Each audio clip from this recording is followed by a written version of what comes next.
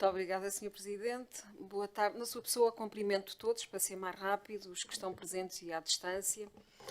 Queria começar por procurar responder às questões que aqui foram levantadas, nomeadamente pela Sra. Vereadora Regina Bento. Por acaso folgo em perceber que está preocupada com as obras, porque eu tenho que recordar que ainda não vão lá muitos anos, nem anos, meses. Foi a senhora vereadora que se insurgiu aqui contra a paragem de uma obra que, por nossa decisão, ficou protelada para mais tarde, que é a reformulação ou requalificação da Estrada da Beira. Imagino que tínhamos efetivamente lançado mais essa obra. Era o que eu na altura dizia, como é que se entra na cidade de Coimbra. Portanto, o problema que temos com as obras é conhecido, já era previsível que assim seria, não há aqui nada fora do contexto ou de imprevisibilidade, a não ser a ruptura do emissário na rua Gouveia Monteiro, é única, de resto não temos mais nenhuma imprevisibilidade. Imagino que tínhamos mais essa obra e só vem dar força àquilo que na altura dissemos, que iríamos parar essa obra com essa justificação, mas que não foi muito bem nem mal, foi muito mal acolhido por parte da oposição, mas agora vai-me dar razão. Em relação à ligação da Rua Miguel Torga à Rua Infanta Dona Maria, provavelmente também não ouviu a segunda parte da intervenção, quando se disse que passava a ser pedonal, com uma exceção, durante o período das obras do metro, ou seja, até estamos de acordo. Neste momento ainda não abriu, por uma razão muito óbvia, que é exatamente para que se marque que aquela solução será pedonal. No entanto, assim que a obra chegar à zona da Humberto Delgado, ficou bem claro de que aquela via iríamos avaliar, mas poderia abrir ao tráfego.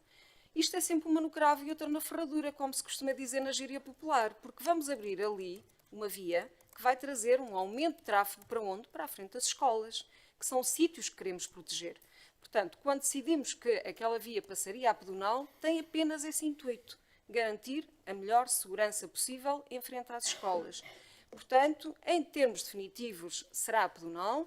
Ficou em aberto algo que está em cima da mesa, por algum motivo não foi feito outro tipo de alteração à obra, apenas foram colocados uns pinos que se retiram em qualquer altura, abrirá ao trânsito quando for estritamente necessário e voltará a fechar quando houver outras soluções de mobilidade para o local. Em relação ao Sr. Vereador Francisco Queiroz, que levantou a questão do coletor da Rua da Mina, tem toda a razão, essa obra ainda não me chegou para aprovar, mas já passou previamente por mim, que foi considerada prioritária pela quantidade de água que ali se acumula.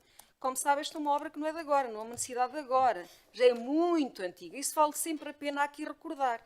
Portanto, este Executivo considerou-a prioritária e está, neste momento, em fase de aprovação. Esta obra ficará a cargo das Águas de Coimbra, naturalmente, como todas as obras de infraestruturas subterrâneas ligadas à água, sejam rede de água, sejam águas pluviais ou residuais, mas confirmo, é uma obra para avançar, deve estar a chegar ao meu gabinete à aprovação final, na sequência de eu a ter considerado como sendo uma das obras prioritárias. E agora, se me permitem, duas notas breves, ou pelo menos um pouco breves, que é começar por dar conhecimento ao Executivo que no passado dia 19 de outubro decorreu uma segunda reunião de trabalho com a equipa coordenada pelo arquiteto catalão Juan Busquets para a apresentação da primeira reflexão sobre aquilo que será o plano de desenvolvimento da futura estação intermodal da Estação B. A reunião, que envolveu mais de 30 técnicos dos diferentes serviços técnicos da autarquia, e alguns técnicos também das Infraestruturas de Portugal, permitiu não só à equipa de trabalho apresentar as suas linhas estratégicas do modelo conceptual defendido para aquele local, como receber dúvidas e contributos por parte dos técnicos desta autarquia, num debate que foi franco e extremamente construtivo. A solução apresentada é muito diferente daquela que o mesmo autor apresentou em 2010 no âmbito do PU da Estação Intermodal e da Zona Poente de Coimbra, reflexo, por um lado, da manutenção da sua localização no local existente e, por outro lado, a inevitável adaptação às novas políticas de mobilidade urbana e aos instrumentos de política ambiental estabelecidos pela União Europeia. Mantém-se, contudo, as funções a serem asseguradas pela solução global, onde a estação assume uma posição central. O desenvolvimento do plano beneficia do facto do coordenador já conhecer devidamente o território objeto do plano, assim como a história e as dinâmicas territoriais nas suas interligações ao resto da cidade e, em particular, ao centro histórico e à Baixa. A solução assenta no estabelecimento de 2 corredores contínuos e diretos de ligação entre a futura estação e a Baixa da cidade, numa forte aposta na aproximação destas duas centralidades. Por um lado, um corredor de índole urbana onde se concentram as funções, designadamente a função automóvel e outras formas de mobilidade, assim como a interligação ao resto da cidade. E, por um outro lado, uma cortina verde entre o Chopal e o Parque Verde, associada a um corredor contínuo pedonal e ciclável através do passeio Ribeirinho a Minho, entre a Baixa e Coimbra B. Esta conexão é reforçada através de uma cortina de verde que serve de proteção visual aos viadutos da Casa do Sal e a partir da qual é estabelecida a ligação ao corredor verde-Coselhas, reforçando o conceito de continuidade verde já estabelecido e definido no Plano 2010. As novas políticas de mobilidade urbana traduzem-se neste plano numa nova forma de priorizar o acesso à futura estação, privilegiando-se todos aqueles que optam por ir a pé, de bicicleta, de autocarro ou de metrobus. O carro assume igualmente o seu papel, igualmente central, mas é relegado para um segundo nível de prioridade. O arquiteto catalão apontou ainda para um uso pobre do espaço da Casa do Sal sobre o viaduto do IC2, o que obrigou, efetivamente, àquela criação de cortina de verde, como eu referi. A solução aposta ainda na criação de uma grande centralidade como ponto focal da estação de Coimbra B, a qual terá um edifício marcante e emblemático, com frente quer para a rua Manuel de Almeida e Sousa, quer para a zona do Chopal, local onde se concentrarão as funções intermodais. A estação será ladeada por dois edifícios-torre, de altura entre 30 a 50 metros, que manterão uma relação visual com o resto da cidade, marcando como que um portão de entrada, designadamente a partir da baixa da cidade. Este é um primeiro olhar conceptual sobre a solução e funções a serem estabelecidas na futura estação intermodal de Coimbra B, na sua ligação à cidade e à região centro. Estamos neste momento a ultimar a posição da Câmara Municipal, que deverá sair, se não for hoje, amanhã, perante a solução apresentada pelo arquiteto, no âmbito do qual está a ser elencado um conjunto de preocupações, contributos e sugestões de melhoria. A sua análise deverá merecer o desenvolvimento e consolidação desta fase conceptual, a qual deverá ser objeto de uma primeira fase de participação pública, a ser promovida em data a divulgar, mas ainda no final de novembro ou início de dezembro, com a presença do Sr. Arquiteto Juan Busquets.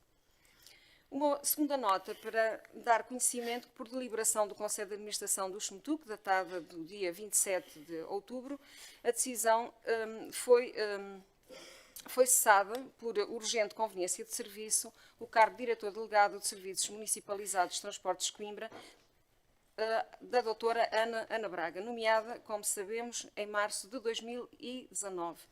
À doutora Ana Braga, quero, em nome do Conselho de Administração, deixar aqui uma palavra de reconhecimento e agradecimento pelo empenho e dedicação empreendidos ao longo destes quase 4 anos. A ela desejamos muito sucesso pessoal e profissional no novo desafio que agora vai enfrentar e abraçar. A partir de amanhã, essa função será assegurada pela Sra. Doutora Maria João Melo, licenciada em Direito, e que até à data desempenha funções de administradora hospitalar no Hospital Distrital da Figueira da Foz. Uma escolha unânime do Conselho de Administração do SMTUC e também do Executivo da Câmara Municipal, a quem quero expressar o meu voto de total confiança.